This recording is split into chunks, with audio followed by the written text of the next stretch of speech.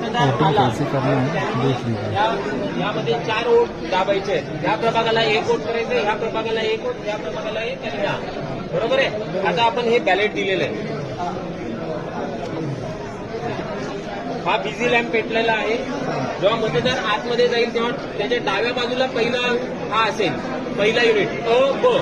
नंतर उजव्या साईडला, म्हणजे आता तुम्ही मतदार आहात असंच अ ब क ड. तुमच्या डाव्या साईडला हीच पहिले आधी असणार आहे. त्याच्यानंतर तुम्ही यामधला एक कोणताही उमेदवार निवडा, दाबा बटन. त्याच्या समोरचा लाईट सुरू झालेला आहे. याच्यातला निवडा किंवा नसेल सिक्वेन्स अशी घ्या, असं क्रॉस घ्या, चालेल. करून बघा परत एकदा घ्या.